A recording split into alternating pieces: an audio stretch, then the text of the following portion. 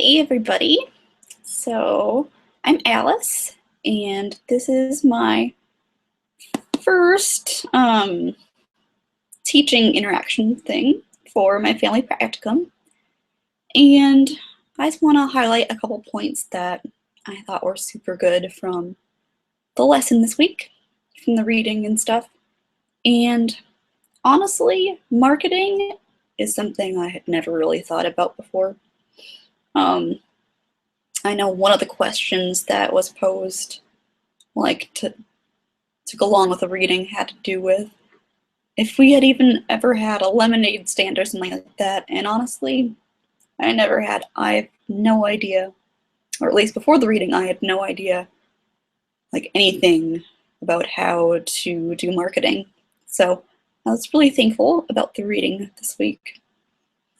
And let's see. So I really liked learning about the 4Ps, and I thought that that was really important. It's important to know who your target audience is, and I think that's really helpful because you're not going to want to promote the same thing to an 80-year-old that you would a 20-year-old newlywed or something like that.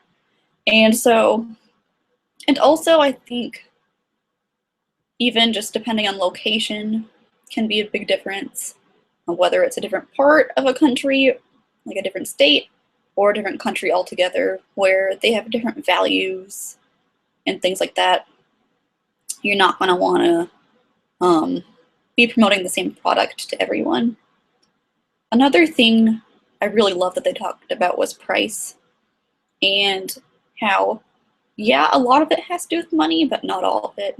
It could also have to do with resources, the energy put into it, and the time that the people that are doing the marketing are putting in, and also the time that the participants are going to have to put in order to have any outcome that would be beneficial. And I think it's really important to make it beneficial. I think of, all of the people out there that really could use help, and not all of them are going to be able to afford something that's super expensive and takes a long time. So being able to either partner with someone or get donations or find ways to cut costs in other areas could be really beneficial. The article talked about trust, which I think is huge, because I feel like the people need to be able to trust you, and you need to be able to trust them so that everything will work out. And it needs to be in a place where they feel comfortable, because if I was in some stiff just office where I was talking to someone that I did not know and I didn't trust, I don't think I would get very much out of it. But if the person that I was meeting with was showing me compassion and really wanted to help me understand, then I think I'd get a lot more out of it. Let's see. Another thing that I thought was really good was the different ways that they talked about promoting things. Going back to the example that I gave about, the newlywed that's a 20-year-old or like the 80-year-old grandma, they're not going to be using necessarily the same forms of media. Maybe that grandma is online, but chances are she's probably not. So you have to use different sources of media, newspapers, even just putting things on a bulletin board, having an ad somewhere else, so that you can get it out. And by word of mouth, if someone gets excited about it, they'll want to spread it to other people. And I think it's really important to show the people what the outcome that we want them to get would be. Because if you don't show that, then they might not want to either take your class or even show any interest in it at all, because they don't see what they can get out of it. And it could be a waste of their time, which honestly could be true. Maybe it's not for them.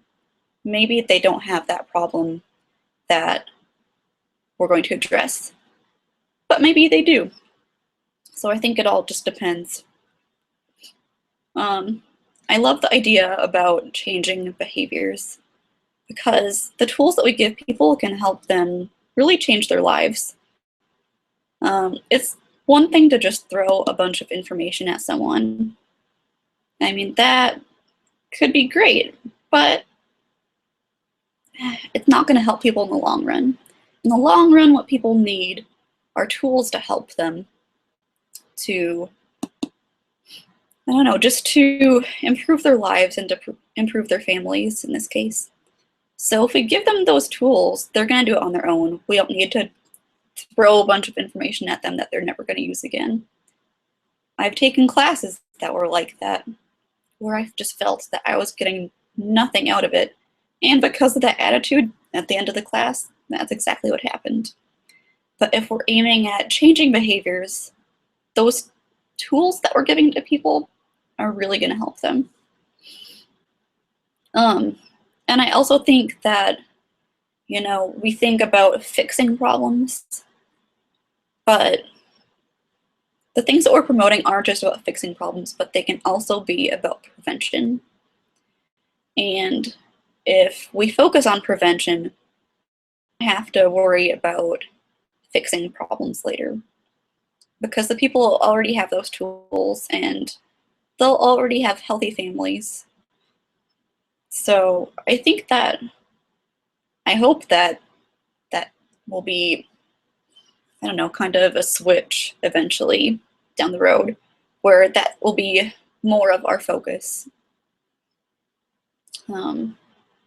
But family life education isn't new, and I think that's really great because that means it has a really rich history.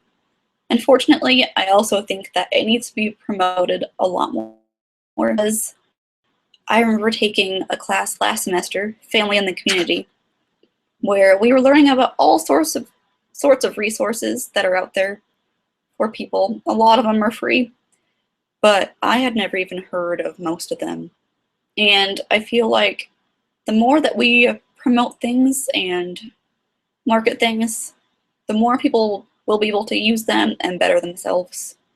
And really, that's our goal in this class and in our major. So, yeah, that's all I have to say. Thanks.